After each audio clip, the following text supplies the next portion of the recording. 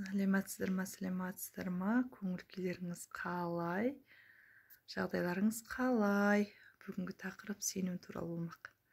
Жалпы сенім дегеніміз екі адамдардың, немесе үш адамның, немесе төрт адамның бір-біріне сенуі. Жалпы мен айтқым келеді, кез келген жағдайда бір-бірлеріңізге сеніңіздер. Прям көзсіз сеніңіздер. Шүбәсіз сеніңіздер деп айтамын қазақта. Шүбәсіз сену керек. Себебі не? Сіз не іздесеңіз, соған жолығасыз. Біреудің жамандығын терсеңіз, жамандығын табасыз. Сенімсіздікін терсеңіз, сенімсіз болады сізге. Сіз сенбесеңіз, ол да сізге сенбейтін болады. Мысалы, жолдасыңыз.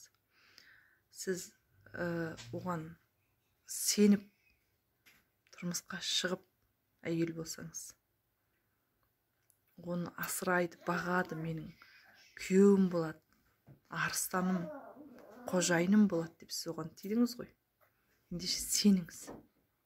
Сол кезде сіздің сеніміңізді 1000 есе ақтайтын болады. Егер ер адам болсаңыз, сіз әйел қылып алдыңыз, маған әйел болады, мықты, менің өзім ойлағанымнан да мықты әйел болады десеңіз, сеніңіз. Сол кезде сіздің сеніміңіз ақтайтын болады. Балалы болсаңыз да солай. Балаңызды бір жерге жіберсеңіз де солай. Бір жерге барсаңыз да, бірдеңе алсаңыз да, бірдеңе алатын болсаңыз да, тіпті Аллаға кез келген нәрсеге, кез келген жағдайға істеймін деген мақсат мұратыңызға, арманыңызға дейін сеніңіз. Сіз сенген кезде ғана ол орындалады. Біз нені іздейміз, соны табамыз.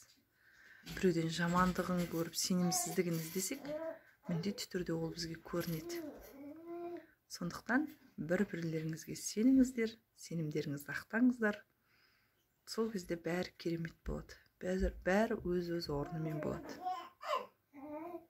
Бай қуатты болыңыздар.